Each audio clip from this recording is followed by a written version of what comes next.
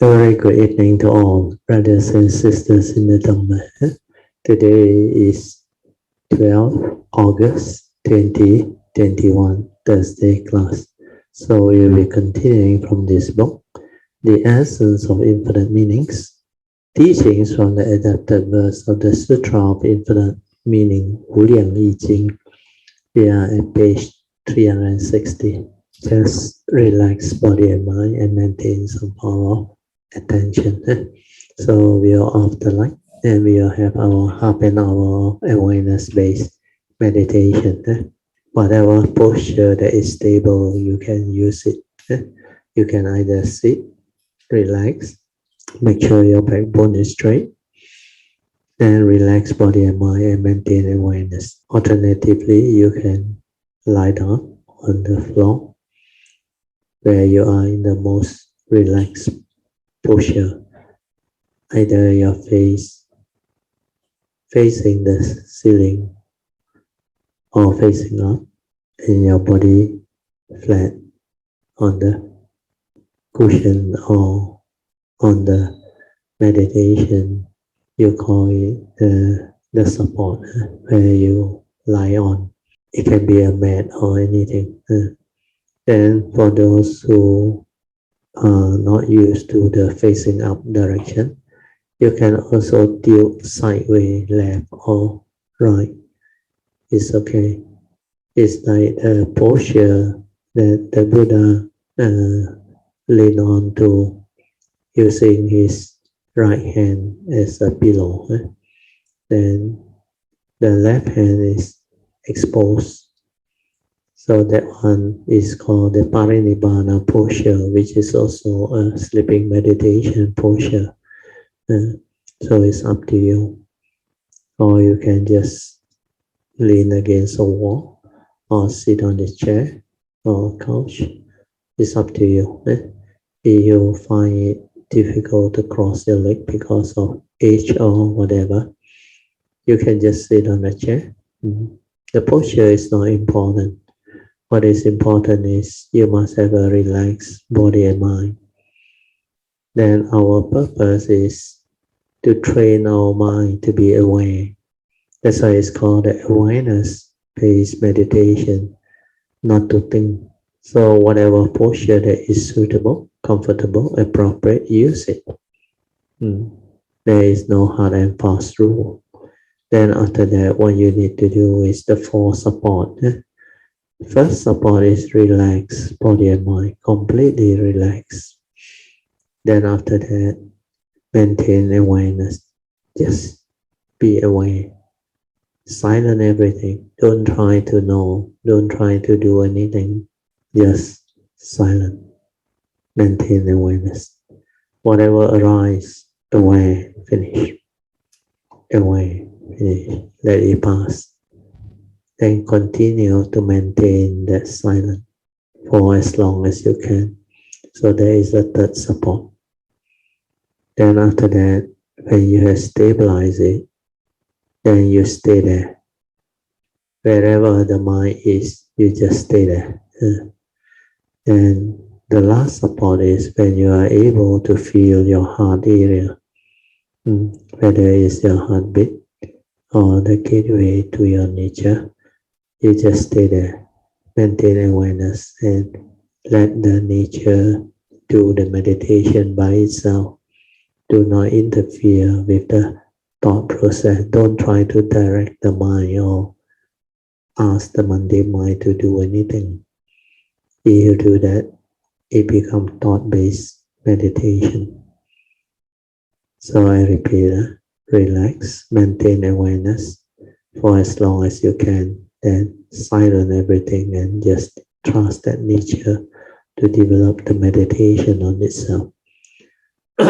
With this, I will allow you to meditate on your own.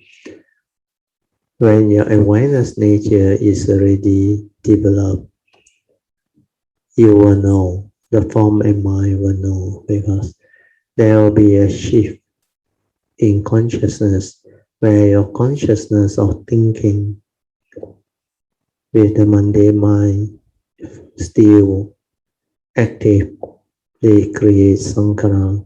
That one will be suddenly like no more. Some take longer, some very fast. It depends on your training and your past.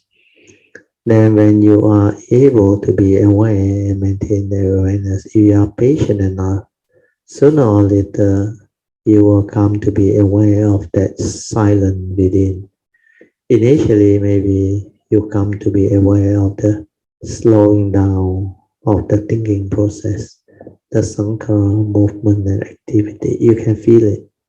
Then all of a sudden, like no sound, like very quiet, very still. Then it's like you experience a shift in consciousness. The consciousness becomes suddenly quiet, without content, nothing, like completely silent, just away. Then you will come to know what that true mind is, what that silent mind is, what that nature is. So meditation is to initially realize that, then from there use it to meditate, stabilize the awareness nature so that you are just aware without thought. Only that mind can develop the meditative understanding, the awakening. Only that silent mind can insight into phenomena and awaken to the three universal characteristics. So the awareness nature is very important. The Buddha taught the Dhamma in this world so that we could take joy in good deeds, practice giving, and uphold precepts. So when we talk about spiritual training, spiritual teachings, these are the three things we must do.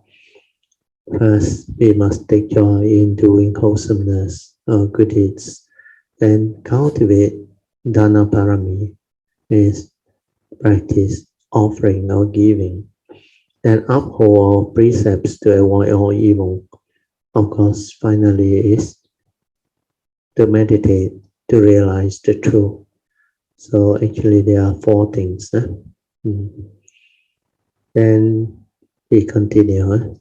He thought that we all equally possess intrinsic wisdom, that tranquil, clear, pure, perfect, and wondrous state. So this one is our true nature, our true mind. Then our vows are vast, and our mind are spacious. We feel happiness, we feel joy, we feel delight, and there is Dhamma joy. Thus we reach a state of upholding precepts, samadhi, and wisdom or panya, and liberated understanding and views. So this one is to have the embodiment of sila, samadhi, and panya, which is basically the Noble Eightfold Path, as taught by Lord Buddha. Okay, we now go into the commentaries. During the Buddha's lifetime, he had many different disciples. One was foremost in wisdom, one was foremost in spiritual power. So these two, they are referring to Sariputta and Moggallana. Venerable Sariputta is foremost in wisdom, the chief disciple. The other chief disciple is Mahamoggallana. He specializes in psychic ability, spiritual power. Then one is eloquent, and so on. In addition to transmitting the Dhamma to his disciple, the Buddha also wanted them to interact with other people and give teachings in the world to carry on the Dhamma lineage of the Buddha's teaching and wisdom. So like I said, the Buddha's lineage, especially Sakyamuni Buddha, is different.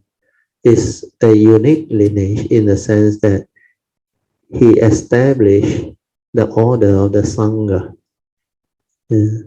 Then he used this as the basis for synergy, symbiosis, between the lay people and the renunciate or the spiritual cultivator, which they allow them to enter the order of the monks, or we call it the group that renounce the world and go all out to cultivate the teachings. So he called them the Sangha.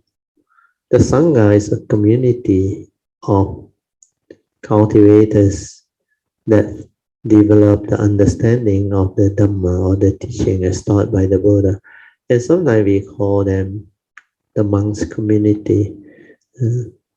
But under the triple gem, the Buddha, Dhamma, and the Sangha has a different meaning. Sangha there represent the enlightened disciple of the Buddha, the Aryan Sangha, not the ordinary Sangha. So this part maybe you need a bit of explanation. Okay, I will read on. Thus the Buddha taught the Dhamma in this world, so that we could take joy in good deeds, cultivating, offering or dana parami, generosity, and upholding the precepts. He taught that we all equally possess this intrinsic wisdom. The Buddha came to the world to teach us to cultivate the four infinite mind and put the six perfections into practice. As practitioners of the Buddha's way, our hearts must be replete with loving kindness, compassion, joy, and equanimity, and we must manifest the six perfections in all our actions, which means the four Brahma Vihara mind states. These are the mind states of Brahma, who has developed the Samadhi, or what they call the jhanas.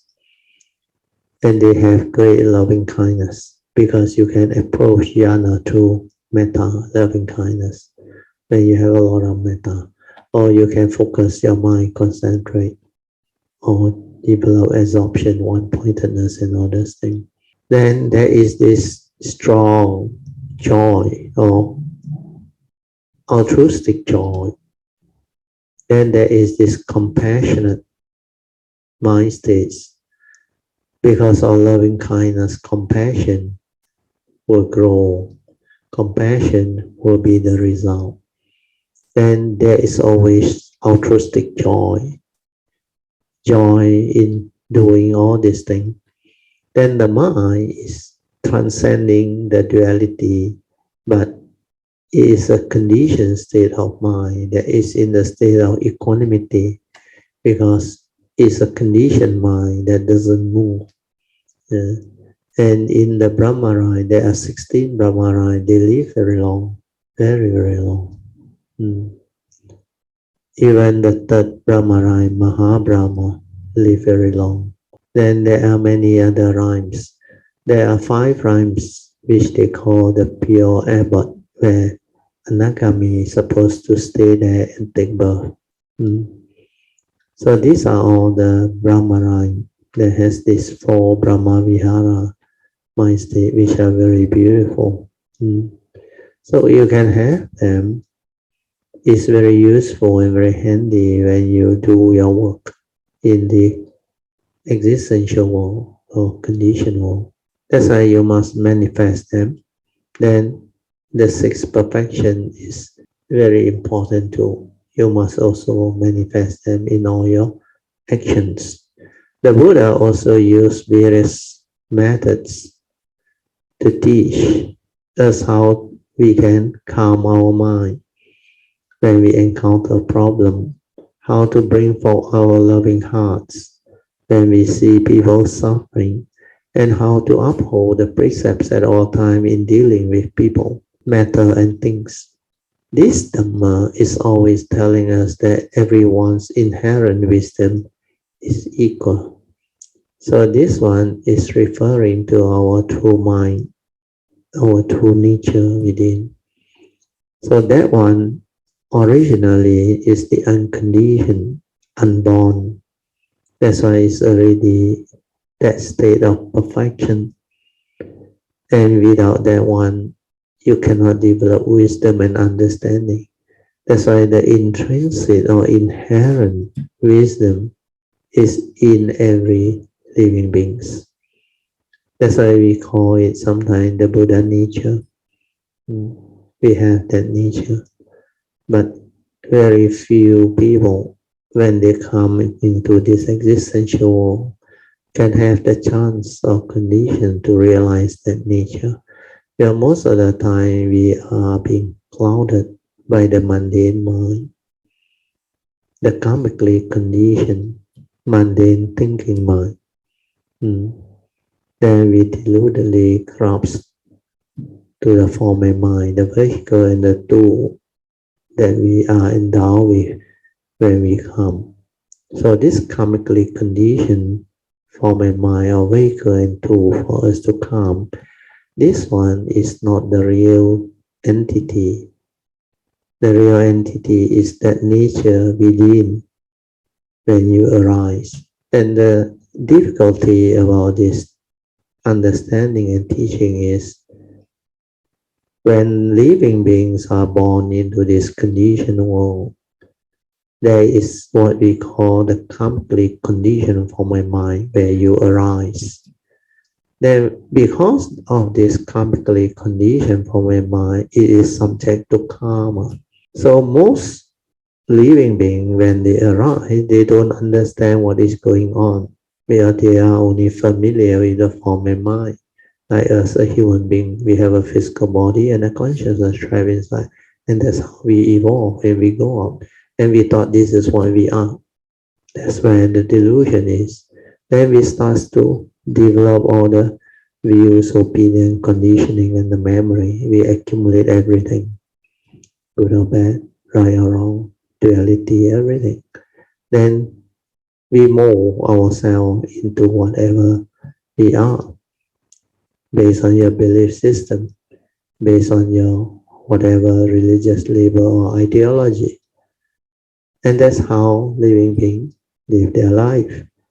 So because of that, to realize that true nature within is not easy, because that one is beyond thought, beyond mind. The mundane thinking mind must cease for you to realize that thing. So it is near to impossible unless you have your good past, cultivation, perfection, and good karmic inheritance, karmic nature. Then also unless you have good affinity with triple gem and great beings for them to guide you, to teach you, and to let you have the understanding of what this thing is. Otherwise, it's not easy. Even when I reflected back this very life, it's not easy. It is not because of my past cultivation and my affinity and my vow and all this understanding. There is no way I can be what I am. Even after my nature has gone through the transformation after 1989, when I came to understand what this thing is, I want to share and teach the world, but the world is not ready. And very few people can even understand or be interested in the topic that I understand. That's why after 1989, 15 years later, until 2004, nobody really come. And I just let things be. I didn't do anything. Until 2004, when condition arise, then Yun Chan came. That's why you should thank Yun Chan for being the pioneer to invite me out to do the sharing. Then, like what I wrote in the website, initially I rejected her request 3 times, but after that, something arise within my nature that tell me it's about time. Your time has come. Then when I inquire, my fear is people who cannot understand, they will create the wrong thought and get themselves into big trouble where the karmic offense that arise through delusion can be very severe. And out of love and compassion, that's why many here refrain from coming out to share and teach. Then suddenly inside the message came. You can set condition to avoid all this. That's why I came out with the 3 conditions before I agreed to come out to share. It's all in the website, you can read about it.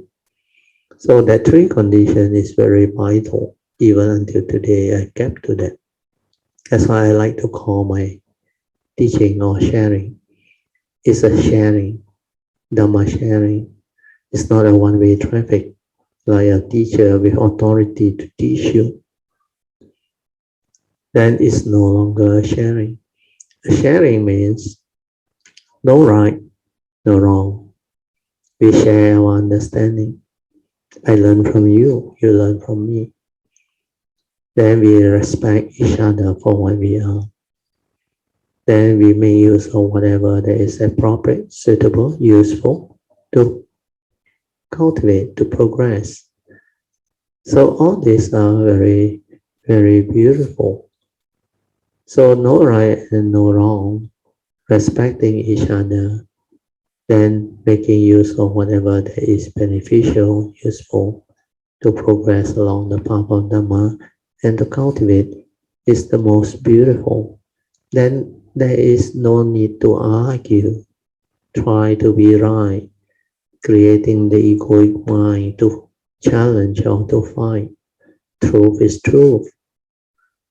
You can't monopolize truth. Nobody can monopolize truth. Truth is the reality. Whatever can explain the way things are, that is the truth. So use that as the basis.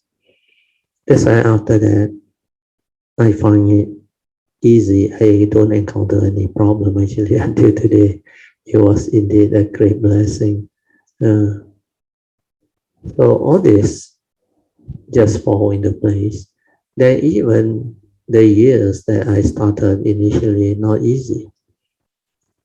Initially I thought people need the teaching. I tried to teach the teaching, but people hardly can follow or understand. Then I need to reflect, contemplate how can I develop the ability to share this so that people can have the understanding. So it took a while because of the condition then, the conditioning, the views, the opinion, and the way they learn the teaching and the Dhamma is all almost like completely opposite to what I realized. So all this show clearly to you why it's so difficult for living being to understand that true mind, that true nature.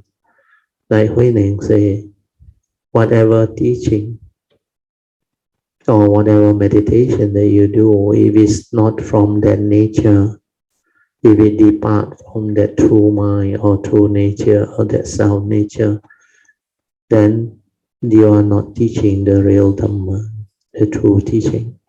You are teaching thought-based with marks and all those things.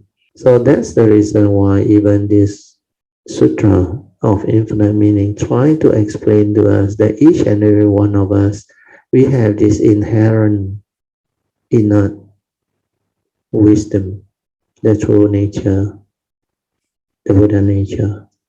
But it's very difficult to realize that, to understand that, and to have the ability to penetrate that, to appreciate what that nature is. That's why all of meditation is to realize that, and from there use it to meditate, to awaken, to transcend, to develop all the perfection, the wisdom, everything. Okay, we'll continue with the sharing. So in our spiritual practice, we can all cultivate our mind to reach that tranquil, clear, pure, perfect, and wondrous state. So that nature, which is our true nature, is really very still. tranquil, where there is no activity, no mind, no movement, nothing. The uncreated, the unconditioned. That's why it's tranquil, it's clear, it's pure, it's perfect and wondrous nature. But all these are words. How can you appreciate that nature, that state, not until you silence your mind and realize that? Then from there, you start to understand, like what Huining was so amazed after the fifth patriarch explained to him the diamond Sutra to penetrate that nature. When Huining heard all this and came to realize what that nature is, he just like full of joy and understanding, he told the fifth patriarch, how amazing is it to know that this nature is itself complete and perfect, doesn't need anything else. And that self nature is so wondrous. And nothing is apart from that self nature. All Dhamma arise from that self nature. So all this understanding, only the enlightened being can understand and awaken to. That is our words that came from the understanding and the realization which is beyond thought, beyond mind. So all this, for the time being, before you awaken, you have to try your very best to develop the understanding. But for those who have realized their true mind, their silent mind, they will understand this very easily, very fast. Because to realize the true mind, your thought must stop. For your thought to stop, there must be no thinking, no sankhara activity. So what is that? There is definitely stillness, tranquility, and there is nothing there to obscure you. That's why there is clarity. And that state is perfect, pure, and wondrous in the sense that everything can be understood from that nature. Not until you realize that. It's very difficult for you to have the understanding. That's why cultivation is very important. Putting all this into cultivation and practice and to have the realization is very important. And I read on. In this state, our mind are free of any affliction or defilement. There is nothing to disturb you. There is no duality, nothing, no right, no wrong, no this and no that, no creation, nothing. Everything is just suchness, the way it is. Then our bowels are vast and our mind are spacious. Why spacious? Because this awareness nature is spacious awareness without a center. It is one with the entire existence, the universe. That's why the oneness nature. Sometimes they give different name to that nature. Some call it the source, the beginning of all things. Some call it the oneness nature, the true nature. Some call it the unconditioned nibbana and others things, or the Buddha nature. So there are various names being coined or used to express that. And different religions use different words to describe it. Even Lao Tzu, under the Tao teaching, Taoism, he called that the great Tao. That's why the great Tao is the oneness. Then within the oneness, he draw that Tao symbol, which is the yin and the yang. So within every yin state, there is a dot, which is the yang. Then within every yang state, there is a yin. There's a dot. This one is a reality that nature has created. That's why you look at our world, you look at all the profession that we have. You can be an engineer, you can be a doctor, you can be a lawyer, you can be a politician or whatever. And you can talk about professionalism and all those things. But within the community, no matter how noble, there is still a small group of what they call black sheep within the profession. But certain profession is very funny. You not only have a small number, in fact, most of them are crook. So it's the other way around. The professional, the ethical one is the dot, then the rest is that one. So you go and find out which profession. So all this, you can see them manifesting in nature, in existence. So when we have a clear mind to observe, to understand, then we see all this teaching has its own beauty, its own meaning, and it shows clearly what this teaching is or what their teachings are, where they are also equally profound and beautiful, especially the Tao. Of course, they need to use words to describe, to express themselves. So you don't have the understanding, you may not follow and you may misunderstand. Even J. Krishnamurti, his teaching is so beautiful, so wonderful. But very few people can comprehend what he shares and what he teaches. So these are all the understanding that you need to develop and evolve so that you can blend in, become a part of the entire existence. Okay, I'll read on. So now you can understand why the sutra say in this state means that wondrous state, that true oneness state. Our mind are free of any affliction or defilements. Our vows are vast, and our mind are spacious. We must first cultivate an open mind. This one is very important. That's why don't be rigid. Don't hold on to your rigid, confined views and opinion of things. And resolutely make and carry out great vows. This is very important.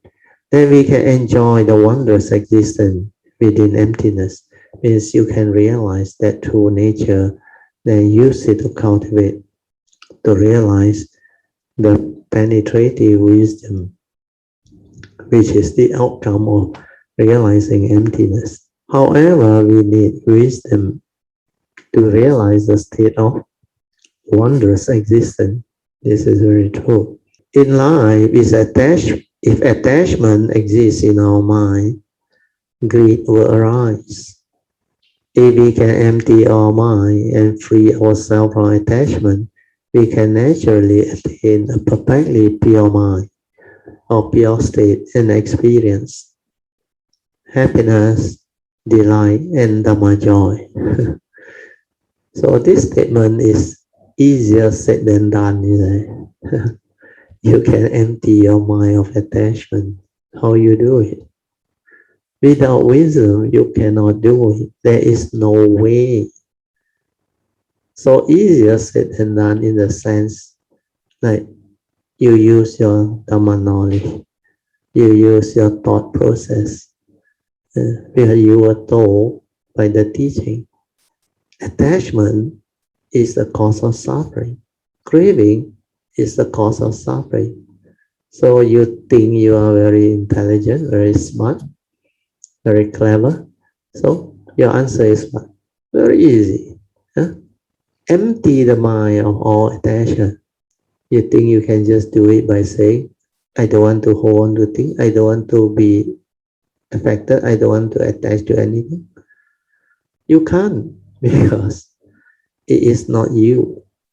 Because you haven't realized that nature. You are still with the mundane mind, the egoic mind. The sakkayaditi is still there.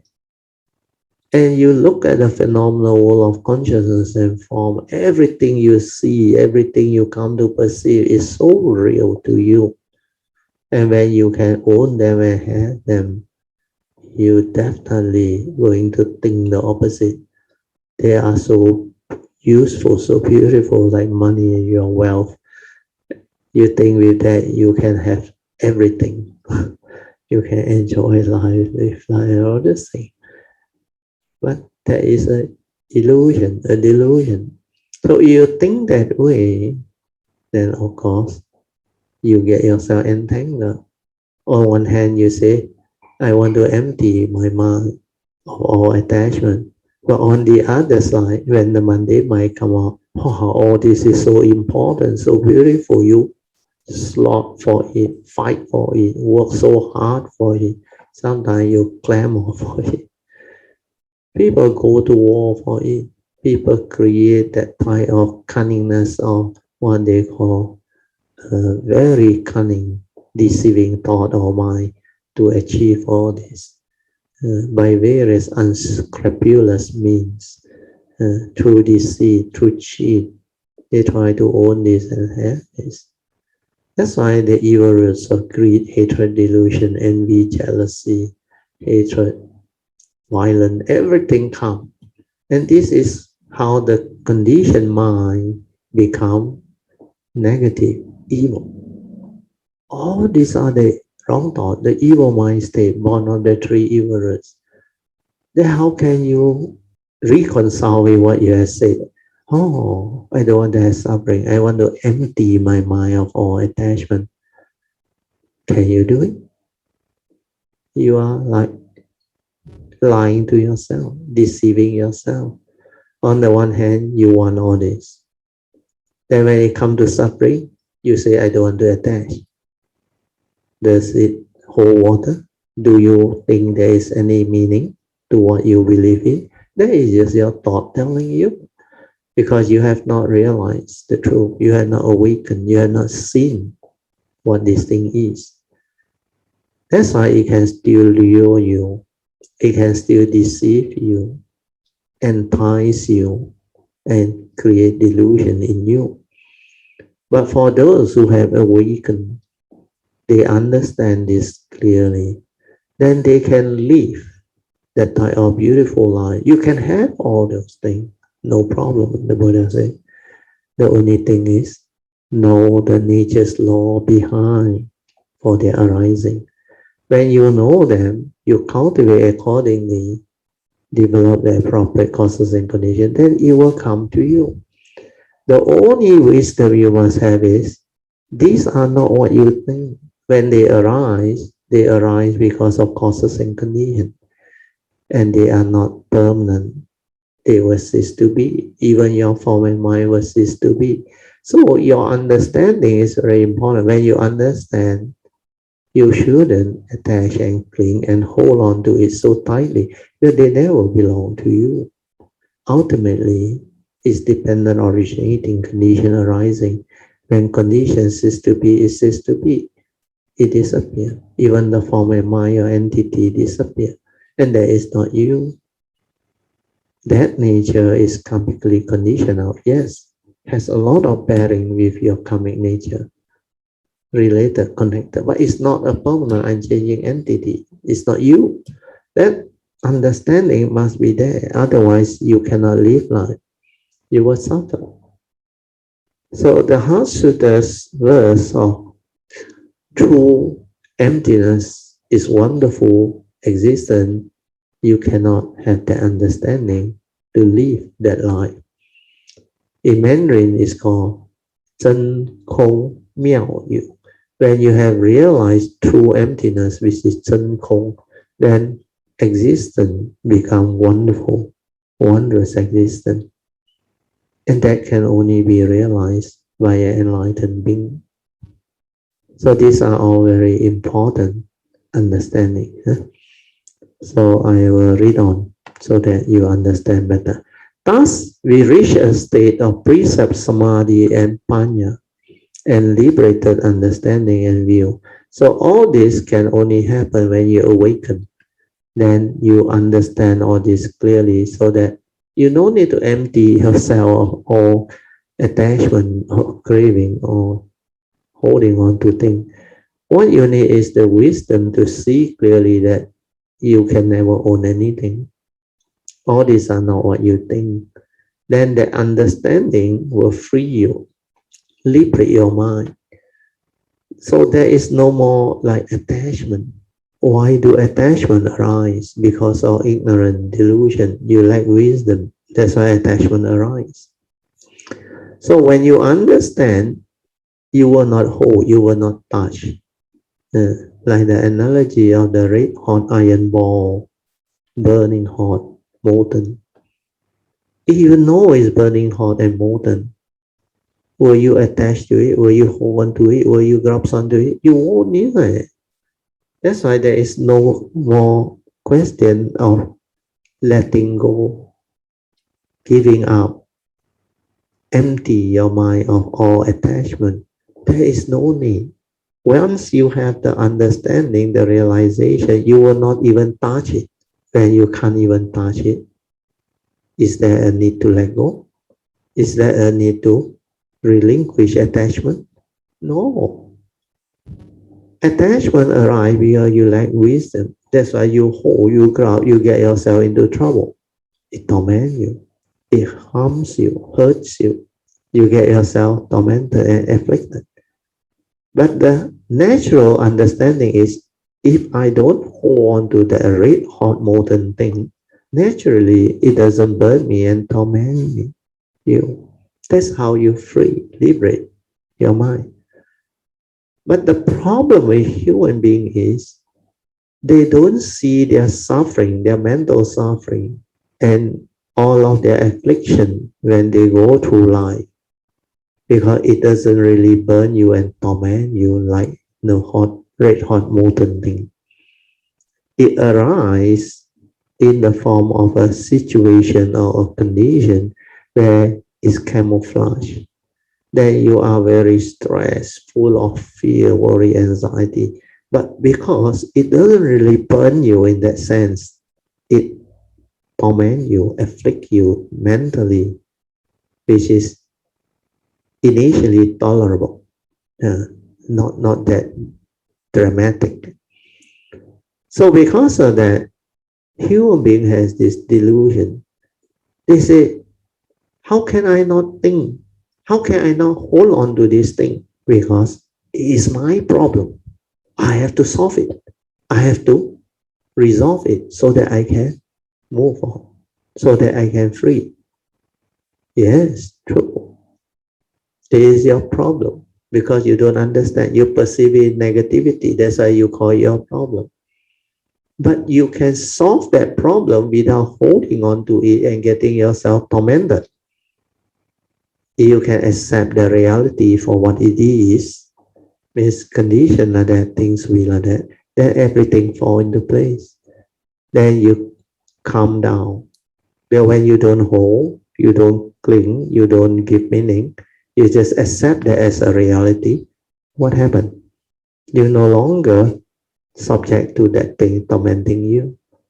You have clarity. You have this ability to silence your mind.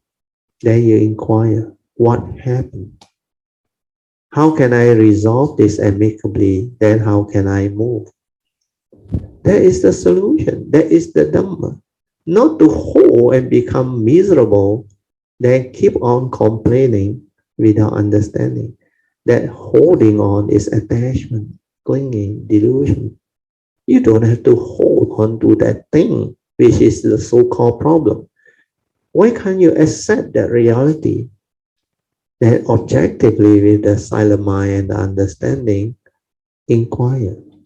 How can I resolve this amicably so that I can move on, so that nobody gets hurt, so that everybody is happy, like they call win-win situation. So ability to resolve things amicably without harming anybody is the Dhamma way, the wisdom way, the Noble Eightfold Path, embodiment and cultivation. So these are important understanding, okay? So I repeat all this sharing is because not everybody understand and it take a while. You need to listen to all this, reflect, contemplate, inquire, and write it down and ask yourself, yeah, it's so straightforward, so clear cut, so true. Why can't I do it? How come in the past I never see all this, never understood all this? I keep on holding on to things, develop fear, project my thought, and get myself entangled, afflicted, and become miserable over nothing because I lack that understanding, that teaching, that Dhamma. So this is what you need to understand. Huh? Then one more paragraph. I will finish it off. Then after that, we can have our toilet break. Yeah? To thoroughly comprehend the methods of liberating the Maya, this is very important. We must unite our cultivation of precept, samadhi, and wisdom, or panya. This is the Noble Eightfold Path. This is the teaching. If we can achieve this, then we will be free from all troubles in our mind. It's free from affliction. Your mind can be liberated and not become attached to anything around us. Means that wisdom liberate your mind and you will never hold or attach to all this through delusion anymore. Means the phenomenal world of consciousness and form has got no power over you. It cannot delude you anymore. It cannot deceive you anymore. We will feel peace and free and attain awakened understanding and view. So this one is, like I used to say, easier said than done. Because like is mentioned in the last paragraph, to thoroughly comprehend the way, I don't want to use the word method, of liberating the mind, we must unite. That word is very important. Our cultivation of Sila, Samadhi, and Panya means Sila, Samadhi, and Panya, the Noble Eightfold Path, is one cultivation, not separate. So you have to unite your cultivation of this Noble Eightfold Path, Sila, Samadhi, and Panya. So hopefully with all this understanding, yeah, you can develop the stability of wisdom to put into practice all this very important understanding, then transform yourself character-wise, personality-wise, understanding-wise, until you hold the embodiment of the Noble Eightfold Path factor. Then this form of mind with that type of understanding and wisdom can really understand life and become so beautiful. The easily angered develop a heart of patience. The indolent develop a heart of diligence. The mentally scattered develop a heart of samadhi. The ignorant develop a heart of wisdom. So this adapted verse is very straightforward.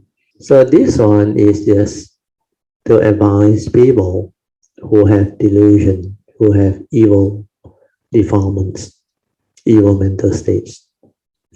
So you can easily become angry, angered, or disturbed. You must cultivate the opposite wholesomeness, which is patience. When you are very patient, you do not react immediately. You do not create unnecessary anger, hatred, and unhappiness. Because these are evil roots, make you evil. If you understand that, you will never arise. It not only make you evil, it stress you out. When you are angry, there is a lot of stress.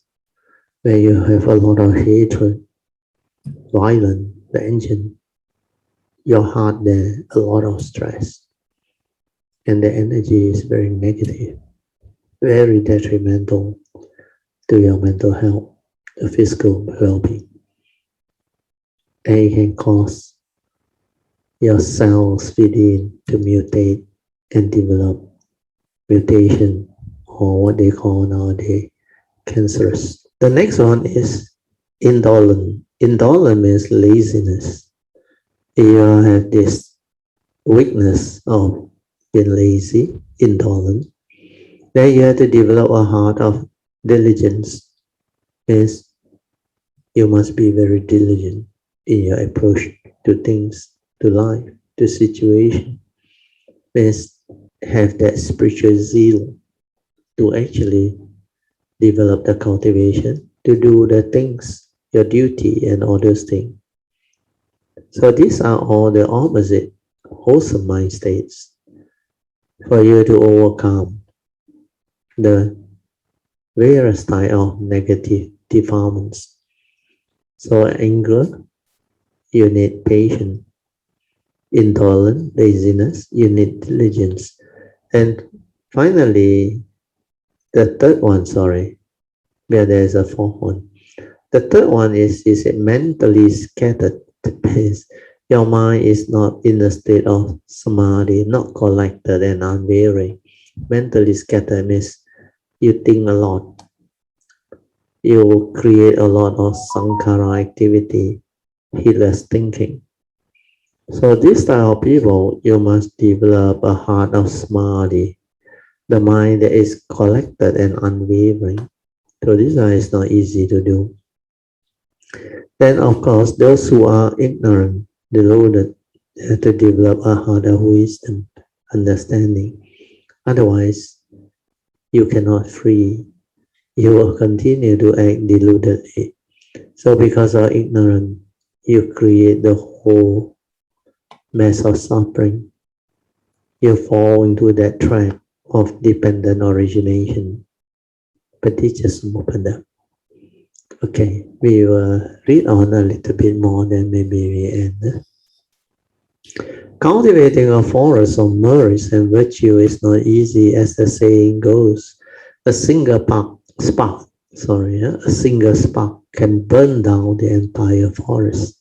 Similarly, it is often said, the fire of ignorance burns down the forest of merits and virtue. This is very true. At the beginning, there may have been just a spark of anger triggered by our habitual tendency, but it gradually grows bigger and bigger and prevents us from carrying out our vows of forming good karmic affinity with others and benefiting the world. On the other hand, if we plant positive karmic causes and create positive karmic condition in our daily living, we will reap positive karmic consequence or result. This is the cycle of cause and effect, moral causation. So to be able to form good karmic affinity with others, we must learn to consistently cultivate our mind and refine our character so that we can develop the patience we need to counter our habitual tendency of anger. So this is very well written. There's a story that illustrates this. In ancient China, because of the lack of local money-making opportunity, many people from impoverished communities travel far away from home to make a living. It is often the case that due to the distance, these people could only return home once a year at the end of the lunar year. One such man who had found work far from home thought, "It is almost New Year. I can finally go home and see my wife." However, after deducting his living expenses from the money he had earned, there was not much left. At the thought of how little money he would be bringing back to his wife, he felt bad and wondered whether he should bring her a gift. As he walked along the road lost in thought, he passed by a market and saw someone selling New Year couplets. There were many positive messages. Oh yeah, this the New Year greeting sign. When he walked closer to take a look, the calligrapher asked, "Do you want to buy a couplet?" He replied, "I want to get a gift for my wife, but I don't know if she will understand what you write." "How long have you been away from home?" "An entire year." "In that case, let me write some words for you." "How much will this cost?" 500,000. Wow, there's a lot of money. The man calculated that this word would cost a third of his earning he was bringing home. Would he still have enough money left over to bring home to his wife? As he hesitated, thinking this over, the calligrapher first said to him, "With this 500,000, you are buying helpful words that may benefit you for the rest of your life." So the man purchased some calligraphy, which read, "When anger arises, take 3 steps backward and think. So this one is a very good. I think it's a very famous writing. I think I have it on my wall at the back. Exterminating the fire or anger will bring good fortune. The man felt that these words make sense, but he did not quite understand the meaning behind them. The calligrapher told him, when you are about to lose your temper, silently recite this word, and they will benefit you greatly. After purchasing the calligraphy, the man hurried on his way. It was late at night. By the time he got home, the door was locked and the lamp extinguished. Not wanting to wake his sleeping wife, he entered through the back door. After settling down his bag and lighting the oil lamp, he saw in the dim light a pair of men's shoes beside the bed. He was immediately filled with rage, thinking, "While I've been out working hard, you have not remained faithful." He angrily grabbed a knife from the kitchen and approached the bed. Suddenly, he recalled the words, "Where anger arises, take 3 steps back and think." Exterminating the anger of the fire of anger will bring good fortune. With this word in mind, he stepped back and took 3 steps backward. His wife woke up upon hearing the noise. When she saw him standing by the bed, lost in thought, he said, "What's the matter? Why is there a pair of men's shoes beside the bed?" He asked angrily. "You said you would be back in time for New Year's Eve. But when you didn't arrive, as you said, I cleaned your shoe and put them there as if you were here to celebrate with us." Hearing her words, the man was both repentant and grateful, although those 2 sentences that he had brought had cost him quite a bit of money by preventing him from acting on his anger. Their value was far greater than the money he had spent. So this story is quite cute. Practicing patience or cultivating patience is indeed very difficult. It's not a simple matter at all. The Chinese character of patience is composed of the word for a knife on top of the heart, of the character for heart. It's like people stab you on the heart. To safely pull this knife out requires much skill. For example, if a knife were to be launched in our body, it would be necessary for us to seek immediate medical attention. The doctor will use the right means to stop the bleeding or operate on us to save our life. If we pull the knife out recklessly, the wound would bleed even more profusely, and we may even die. Anger is like a knife. How can we pull out this knife without harming ourselves? This requires the skill acquired from spiritual cultivation. When we encounter an unhappy or unpleasant attitude or hear unpleasant words, instead of getting angry at other people, we should become more mindful of ourselves. This is how we cultivate our mind. So this one is actually the author's way of cultivation. But the Buddha taught us differently. He taught us 5 ways to overcome unhappy thought or wrong thought. So when you have anger, and you have selfishness, delusion, or even ignorance, there are 5 ways to overcome them. These are taught in the meditative training. I just finished off this, then I'll mark this page. We will stop here. First way, the Buddha says, is to think of the direct opposite wholesome thought, like what the adapted verse title is. Then you can help overcome it. Where when you have the opposite wholesome thought, the wrong thought will not arise. Take for example, when you have anger, think of loving kindness, think of love, compassion. When you have love and compassion, you cannot get angry. It's either or.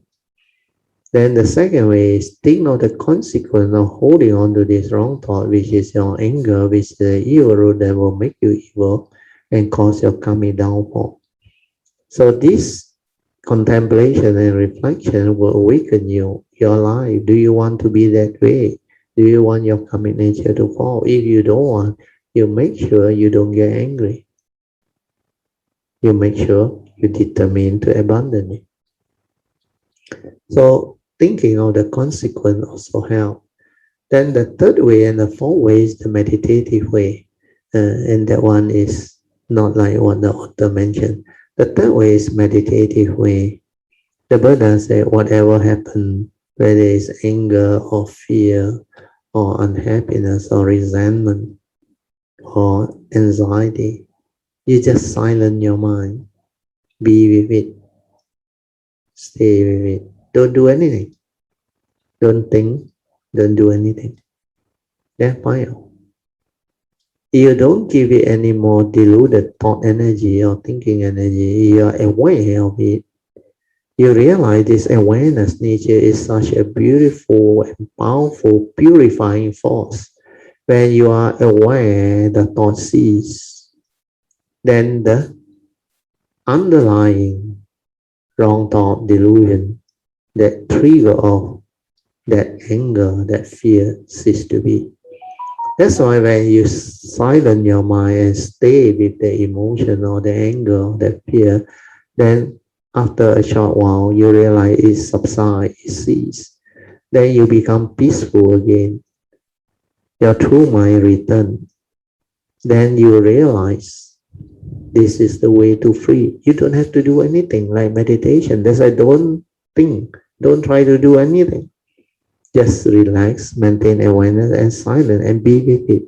Then you will realize that this anger is not you.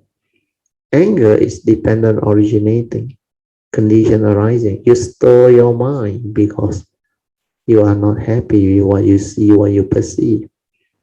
You perceive things with negativity. Then when you stir, you get angry, you get emotional. Sometimes you get fearful, anxiety, worry. All this will arise. But these are deluded mind state, conditioned by your wrong understanding and wrong view. And this is not intrinsic. It's not within you. Before you get angry, any of this mind state, there was none. You were peaceful, cheerful, happy. Then why all this mind state arise? Because you lack Dhamma understanding, you lack wisdom, you get yourself entangled. You don't know how to meditate. That's why you're silent and you realize that peace. Then you realize your true mind is already that state. You don't have to do anything. You just have to silence. Then you understand that anger is dependent originating, was never you. That's how you free your mind. Then you retrospectively, the fourth way, identify the cause. Means through your mindfulness, you become aware of how you get angry, how you stir your mind. When you see somebody you don't like, when you hear something you don't like, or when you recall some unhappy events of phobia, fear. These are the cause, trigger, through what? Through wrong view. So the cause is through your senses. You see, you perceive, then you react and stir with the wrong view. That is the cause. So when you know there is a cause, you should retrospectively reverse all this through an understanding. How can I not react and stir my mind? You should learn from the Buddha. Learn to see things as they are. Learn to accept the reality of the moment. The world is the world. People are just the way they are. Angry people do angry things. Deluded people do deluded things. Selfish people do selfish things. So they are just the way they are. So be at peace. Do not react and stir. That is the reality. Accept. Then you are at peace. And when you are at peace, you realize you are free. Anger subsides. So no need to practice patience. What is practicing patience? Is the thought trying to be patient. It's suppression. That's why the author used the word, you must cultivate a heart of patience. Where you have wisdom, is patient endurance with understanding. Without wisdom, you cannot. It's suppression. You try to like suppress the emotion. You say, hey, I cannot get angry. Anger is the evil. So you suppress the anger. Don't want to get angry. But your problem is not resolved. That thing is still active inside there. Very strong. Haven't rooted out. So what you need is understanding the meditative third way and the fourth way. And that is the best way. That is what the Dhamma is. How wonderful it can be to actually help you develop wisdom and understanding to transform your mind. Okay, so with this, we'll open up for meditation reporting. Good evening, Kayanamitas and Skihotu. Recently, recently I encountered a situation I find also a bit hard to handle, a bit tricky to handle. So,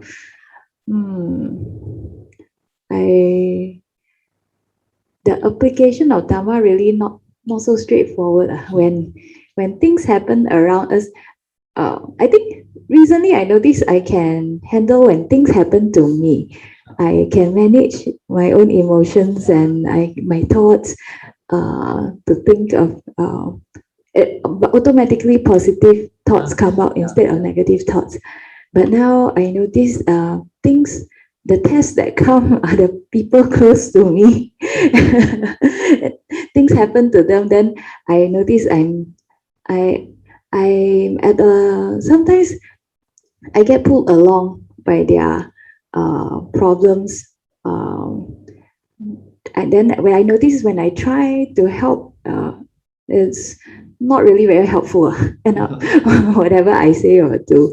So then I started to just keep quiet and observe.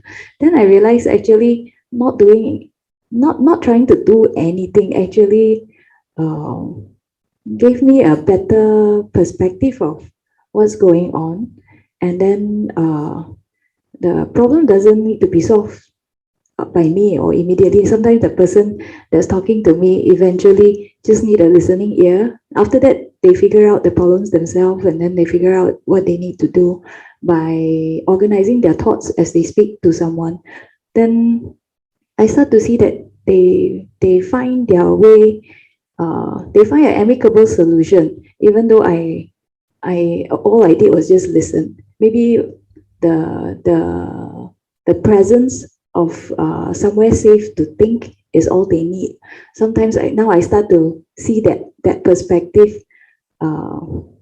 When I speak to people who looks like they need help, but actually they have to walk out of their karma themselves in the end. Right? That's the kind of experience I've recently had. Applying the Dhamma, the 5 ways. Actually, what's really helpful is the 4th way. When my dad mentioned, every time he brings up these 5 ways, the application is not very straightforward. Like, I think it's different for everyone. The retrospective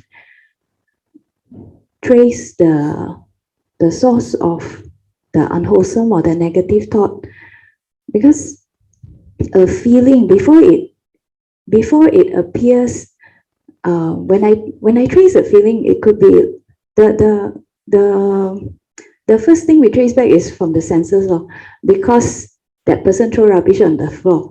That's why I am angry. It could be something like that.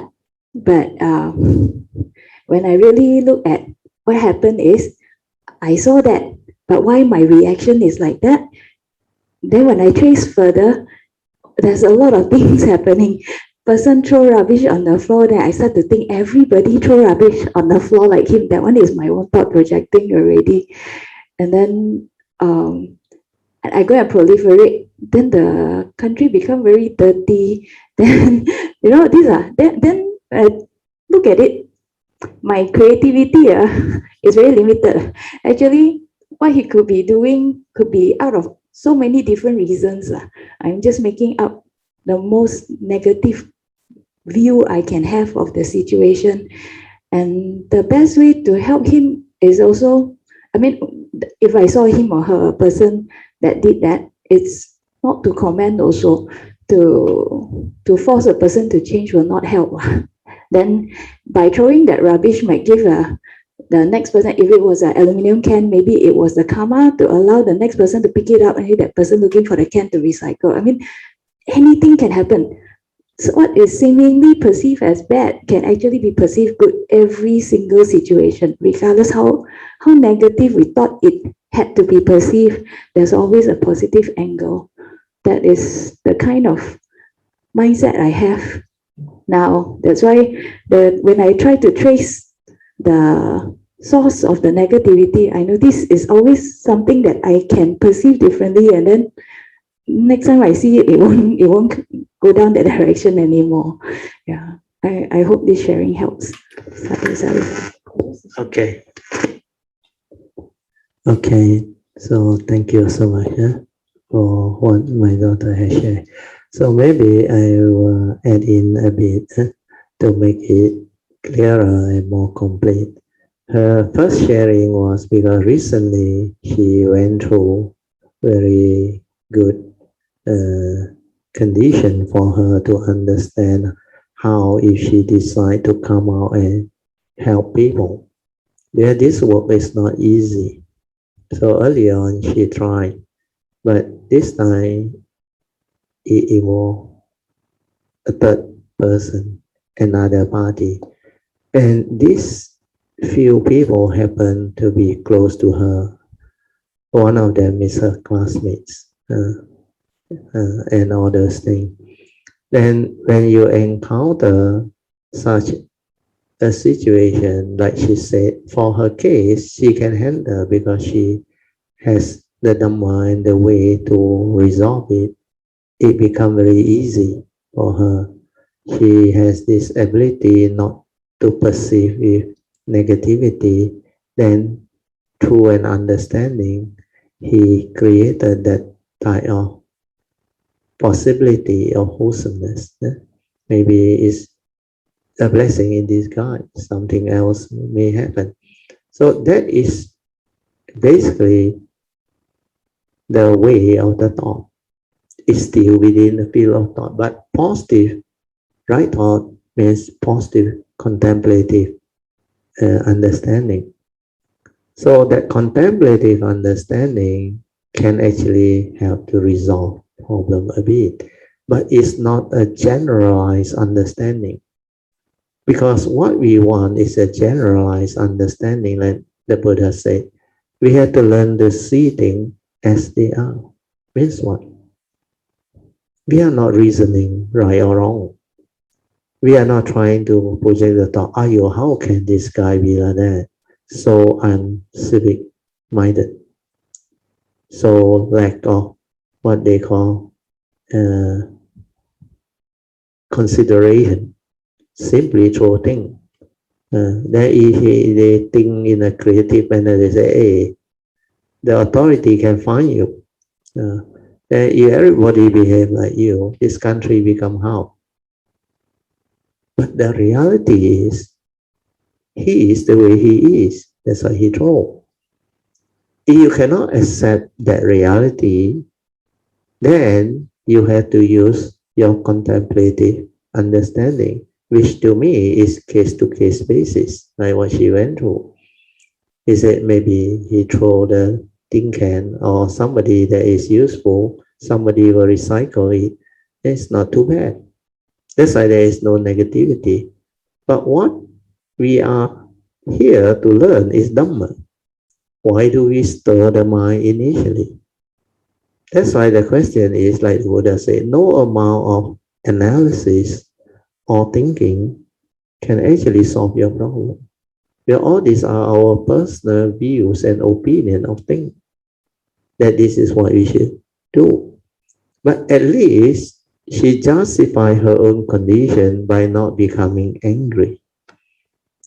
So that is the positive aspect of reflection and contemplation. But that is not the full solution because every situation is different. Maybe this one throw tin can or throw rubbish. What if somebody brings their dog around and shit in front of your garden or your house? you can contemplate like my daughter say, he's giving fertilizer, free fertilizer to my garden. I mean, you can perceive it that way. You can use all this. But the problem is, if you still react because you don't like that smell, is how much understanding you have. You can really come to terms with all this reality means you must have wisdom. Means you not only justify that, oh, it's a fertilizer. Then whoever abuse you, you think positive. Is that the way you resolve things? No. What the Buddha wants you to understand is whatever that person do, we have to accept that is the reality. Causes and conditions, that things will like that. He is the way he is. But it doesn't mean you agree what he do. Understand? Means the Dhamma is after that you act. You act without stirring your mind. It's just like the red hot iron ball or molten thing. You don't go and touch it and become miserable over it. You don't go and attach to that thought. How can this guy do that? Then like my son, they have guilty conscience. They have this under. They always bring the plastic to collect the poo and all those things. So there is their conscience to do it so that people won't like get angry with them or what. Because we should understand this is our responsibility as a citizen or as a fellow community, neighborhood, good neighbors and all those things. So there are things that are appropriate and inappropriate, of course, according to conventional reality and rules. But it doesn't mean that we just take everything that is thrown at us. No. So what is important is accept them for what they are, be at peace. Then we see how to resolve this. Like what my wife did is very good. He will go and put a sign there. That when that guy read the sign, he felt very, very like paiseh. Then he dare not bring the dog near anymore. The way she wrote is very nice. Like not getting angry, not scolding people and all those things, but in a very nice way. I forgot the word already, but it's very nice. Then no more problem, resolve. Because it means the message is sent, the owner actually does feel that this is not proper to her. So as such, I think something like no dog shit. Please go somewhere else. Something like that. I forgot already. So this is also a skillful way to resolve, but you are at peace first. You don't get angry. Then you think of skillful means to resolve it. Then whether that person still continue to do or not is another matter. Nothing to do with right or wrong.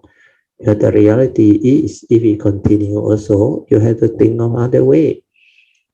The other way is maybe to make it more difficult for that person is you don't have to do anything. You take out the camera and try to take a shot.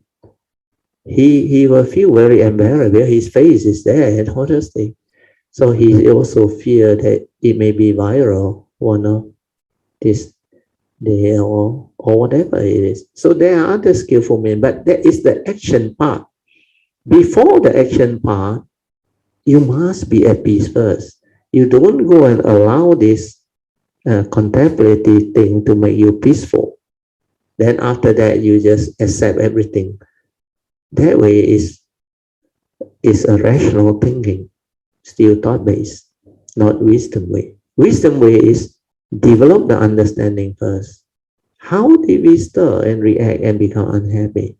Then why must we try to like positively think to get this overcome? So that is her skillful means and skillful ways which she can do it because it benefited her. But it's not a total solution.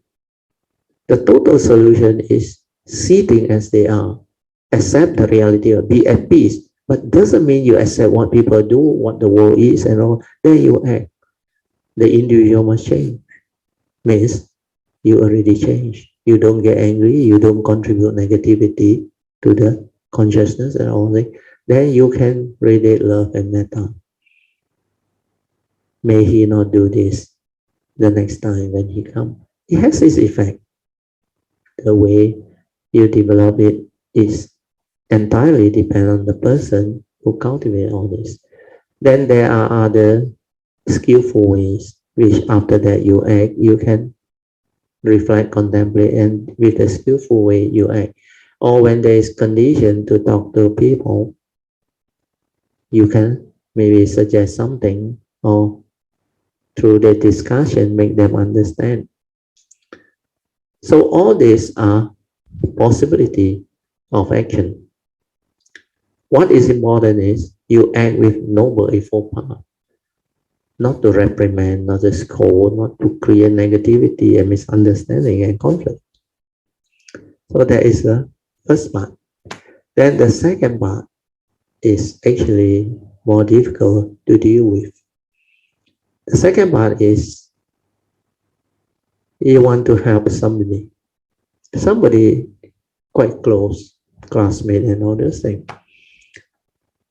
And nowadays there are a lot of problems that human beings face. Sometimes it can be a relationship problem. Like early on, she got a very good friend with children and other things, that relationship problem. There are some career problem, some marriage problem or whatever problem. So she realized on her own, she got no problem. Yes, she has the Dhamma, she do it her way, she can get it resolved. And she can actually come out with understanding to advise people. But the problem is, all these people don't have the Dhamma, your advice cannot work. Understand? Like if I tell them my advice, I tell you, everybody will go away. Because this is spiritual understanding. See things as they are, accept them for what they are. I tell you, you can get yourself into trouble. But because I am different, my nature, I know how to approach all this and I know how to actually explain to them through a very nice way. And they feel safe and have confidence in me when I speak. What I do is I allow them to speak first, like she realized. You must listen first because you don't know what is going on. And most of these complaints, before they come, they go through somebody else. So in the early years, most of them go through Sui An. Then sometimes Sui An talk to them, then they agree to approach me. Then Sui An thanks me. I say, okay, ask them to come. So when they come, the first thing I tell them is, okay, I heard certain thing about your problem and all those things, but that is what Sui An told me. I want to hear from you. Can you just put in a very simple way exactly what happened and what is your concern and fear and how you want to seek solution or help to resolve this? And then I listen. I let them finish. Then sometimes I ask questions more because they may not know what is going on. Then after that, after I have let them, then I heard the whole thing. Then roughly I know what the coming is behind other thing. Then I will tell them, okay, based on this, I need you to understand a few things. First, I will ask, are you a Buddhist? Can you accept the law of karma and all those things? You cannot, never mind. If you're a Christian, no problem. I will approach it from their Christian point of view. Then I will resolve it through understanding. I said, do you know why you have this issue or so-called problem? But I cannot bring in the Dhamma, the rigid way, because you attach lah, because you cling lah, because you hold lah. This all wouldn't work. In fact, there was a case where the lady, the husband actually has maybe a younger and more pretty secretary or girlfriend. Then she felt so like cheated, that breach, betray, the word is betray, the breach of trust.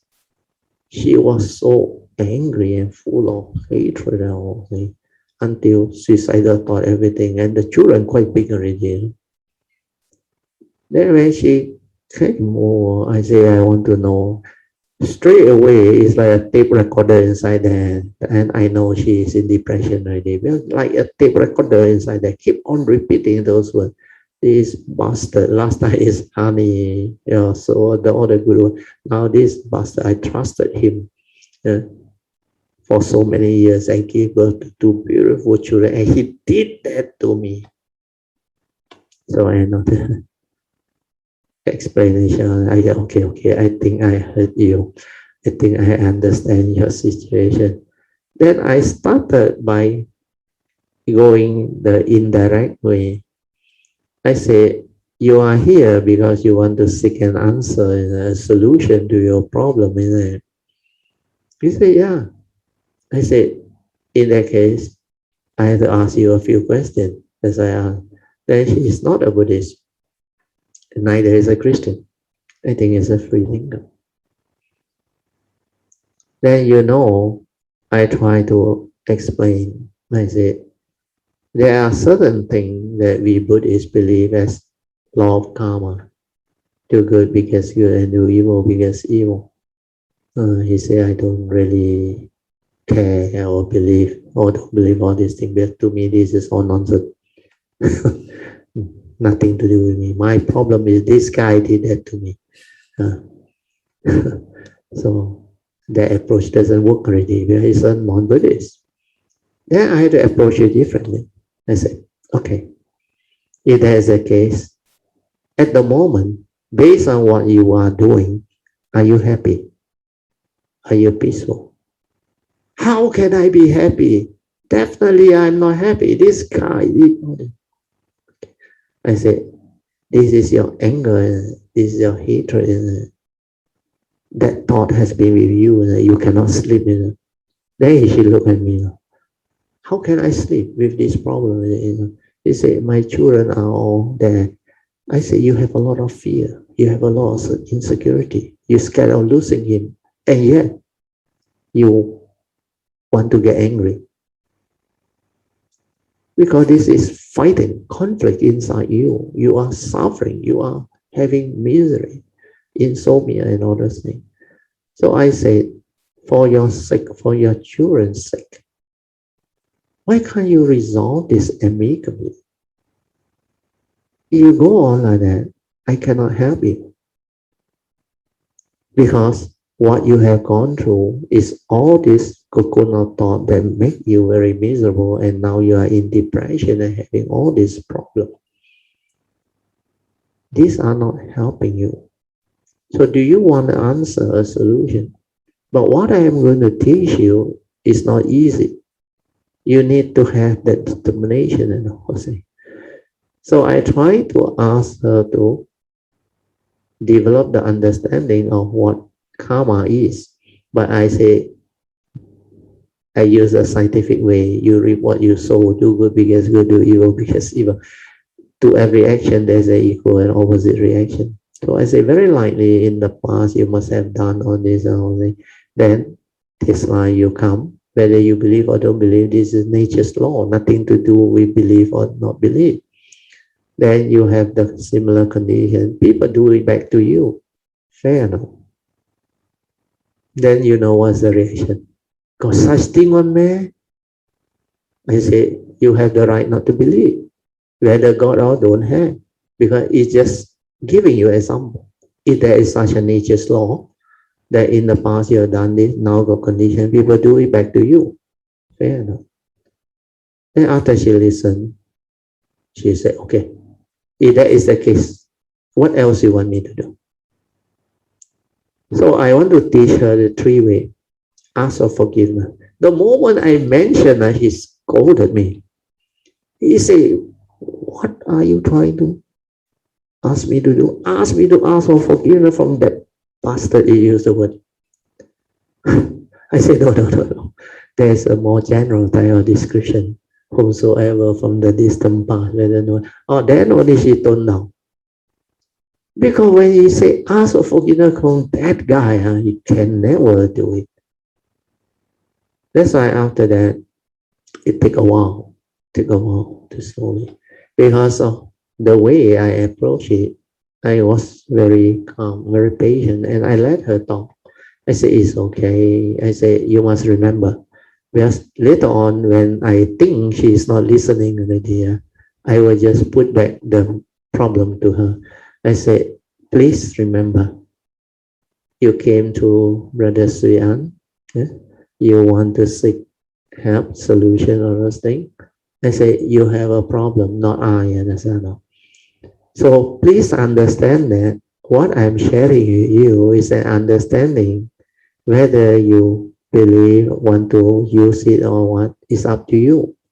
Because it is you who have the problem, the entanglement, the situation. Then only she starts to like approach this thing in a different manner. You know, initially keep on defending. She still believes she is right. She cannot do all this. She wants to actually fight back and torture that husband. He say, he did that to me. I am not going to let him go. I won't forget what he has done to me. But you want to take revenge and all those things. That mind has gone that direction.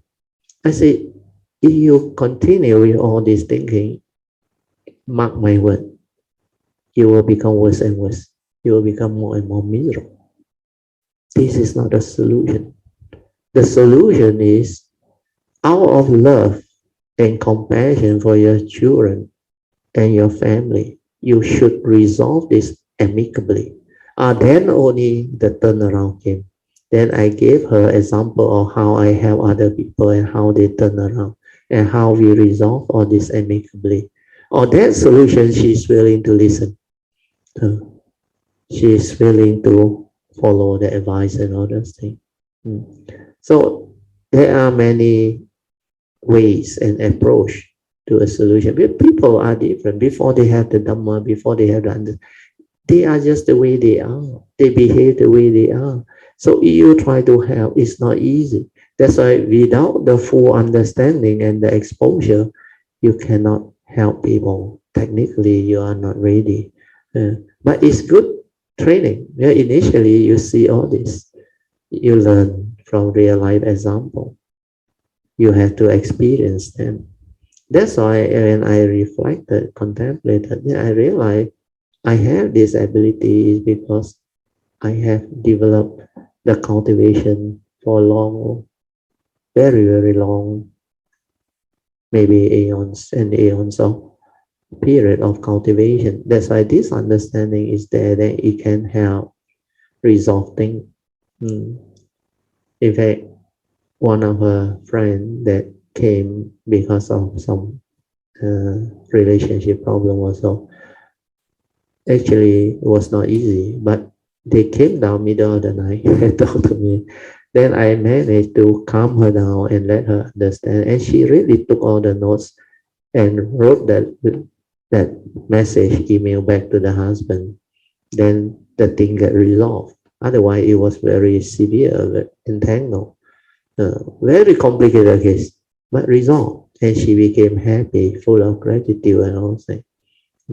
So that one was another very uh, uh, challenging case which my daughter witnessed, that it can be done because actually her very good friend.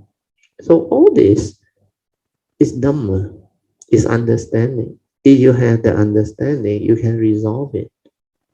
You accept the reality, then resolve it amicably, then you act. Move. Then everything get resolved in an amicable way. Win-win situation, no more problem. Then everybody can accept that thing and move on. But there are some who doesn't have the condition, doesn't want to listen, no point. When you encounter those, you must know the situation and just stop and let them continue with their life, accord and flow. Because the final way to tell them in a very nice manner is, I think it's okay. You must have gone through tough situation, becoming what you are. But always remember, your life, you decide. You hold the key to your own life destiny. To be happy or to be unhappy is entirely your choice. So I wish you luck. Learn to choose to live happily, to have a good life. If you need advice, you're willing to listen, then you can come again. Otherwise, it's okay. You can continue with what you believe is the solution that you will find. Because they already fixed in their view, in their approach. No amount of what you say is going to change them. Because when a person is deluded and with anger and emotion, they cannot listen. They are not ready to listen. So don't force. Don't try to be like, I want to help, she don't want to let me help. That is disastrous. That is going to create more problem. That is not helping. When there is no condition, just let things be. Don't try to be a hero. Then I always say, unless they want to come, don't bring them. You know why I qualify that or not? Because end of the day, that is my last resort of defend and say, did you receive this message? If you want to come, then only you come. You want to come because you want to seek an understanding as to how you can solve this problem. So if you can have that understanding, then I can help you. Then the simple understanding is you must listen. After you listen, you must decide to change. If you don't listen, develop the understanding and change, your life is already cast in stone. Based on your anger, emotion, and what you go through, you are suffering, full of affliction, misery. You're already in depression. Then they suddenly like wake up. Well, it's no more about me, no more about trying to be right. Well, otherwise they think you try to change them, try to influence them, and they resist. No, I'm not going to do this. This is not the way I want to do it. I mean, their life, let them live. Let them have that freedom, that choice. What you want is to show them clearly that their purpose in life is what. The reason why they come is because they want an answer to develop the solution so that they can resolve this amicably and come out of it and move on with their life. So most of them who after they listen, they actually change. Then they are willing to listen. Then some come for a few sessions and become different. Then they started to commit themselves to try and do all this. And those who have faith, they always succeed and resolve their problem and their issue. That's why over the last maybe 16 years or coming to 17, I've helped many people with a lot of very chronic problem also resolved. Oh, so no problem at all. So it seems nowadays I haven't have a case where I cannot resolve it. So all this is, I think, very important understanding for people who go through the cultivation and start encountering. Well, my daughter is still quite new to all this, and this is very good for her because as she go through that process, she can develop the understanding and the learning. And this is very good example today. Luckily, Manjana, thank you so much for nominating Sui. And Sui, through this, she can develop better understanding. And like I said, it's up to her because her way is different. I know her way is different. She IT approach and she think different, which is very good.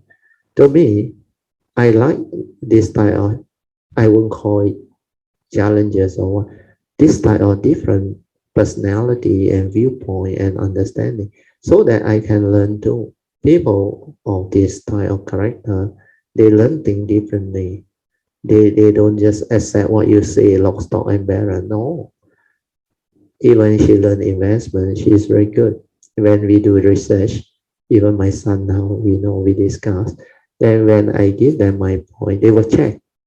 They will not, they also know when sometimes I'm too positive about that counter, certain thing I don't see, I still can have a situation where that thing doesn't turn out to be what the contemplative understanding is, because certain things happen which seldom, but most of the time when I analyze something, 8 out of 10, I will get it right.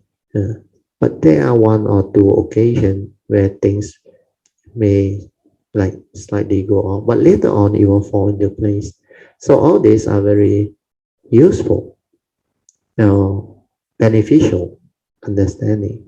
Then we share understanding, we discuss, then we express our viewpoint, then we learn from each other. It's not about right and wrong. It's about sharing. Then we learn, we understand. Then we come to our own understanding. Then we are exposed to more idea and more understanding. So all these are very beautiful. Okay, I think we have to end. We are 10:31 already. I heard the alarm. My wife, she is a timekeeper. Her handphone very accurate on 10:30 means 10:30. Okay, let us rejoice. Sadhu, sadhu, sadhu. So rejoice with Manyan's nomination and my daughter's sharing the condition that arise for me to add in whatever that needs to be understood so that Kayamita can learn. And with all this, we rejoice. Yes. You regarding like counseling, is it, with friends, is it? Yeah, how to counsel people, help people. Yeah. Because I have a friends which I've who I'm spoken before, say that he have depressions. Yeah. So especially at this kind of time period, is it? Yeah. So he even have came across like suicide thought. Suicidal thought, yes, very common. That's right. Yeah, people who are depressed has a lot of this suicidal thought. Correct.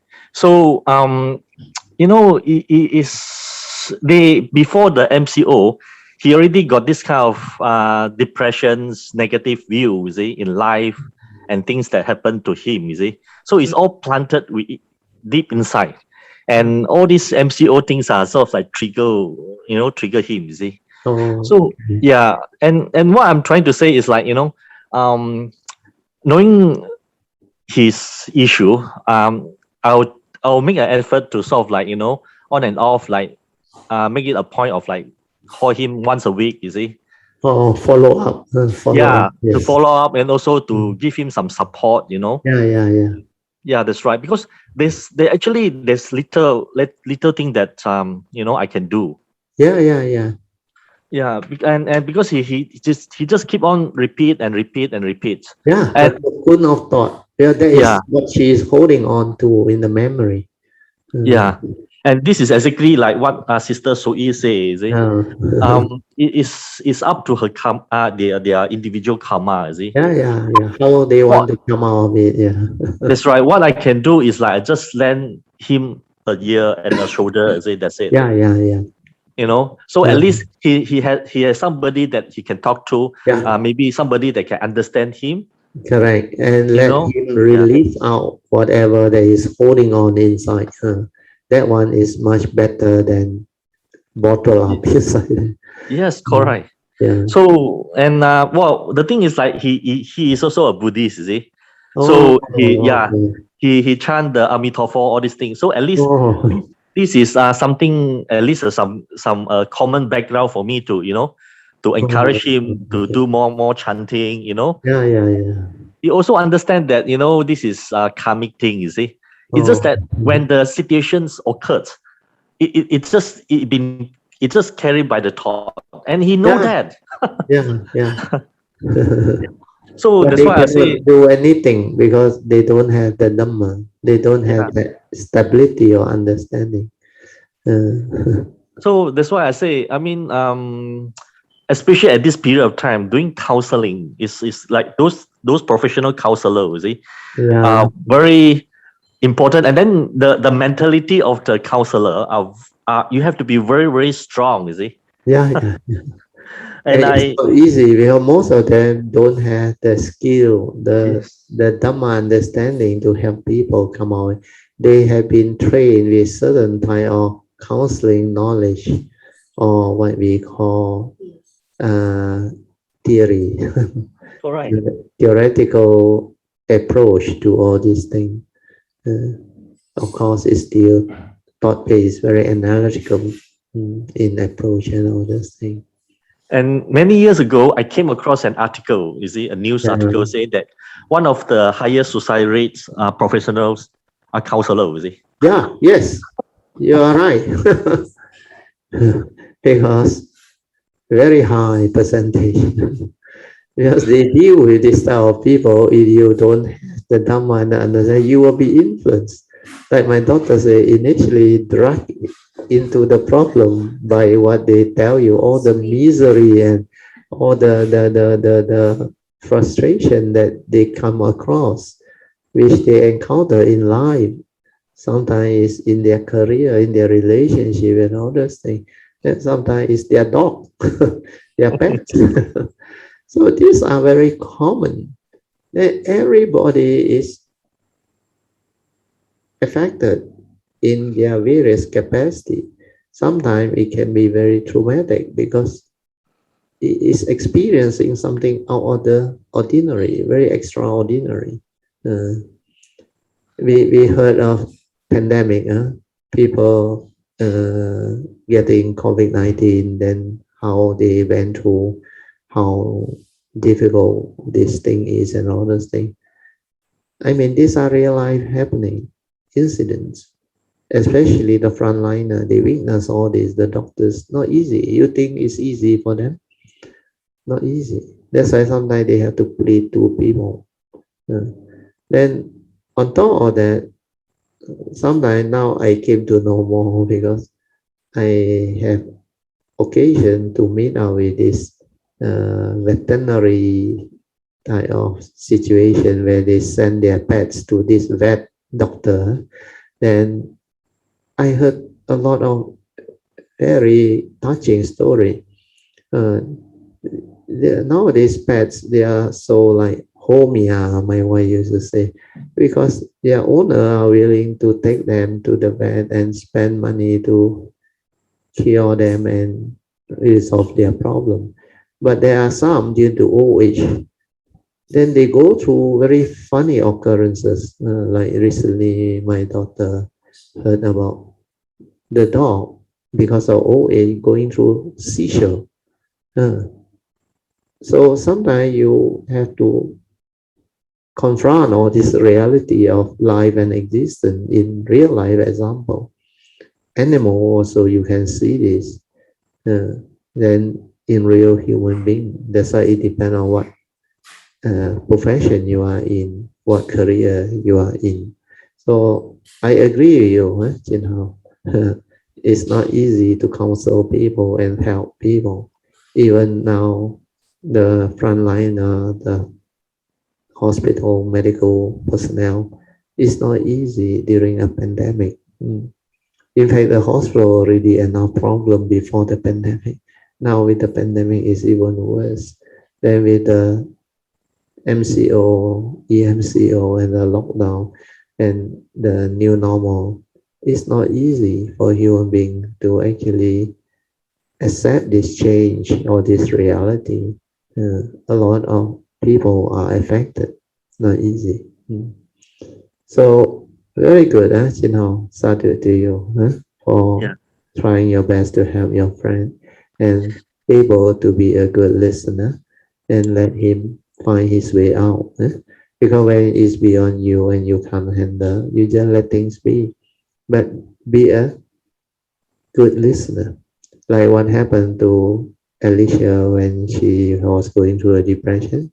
Luckily, Elsie, her classmate, she was a very good listener.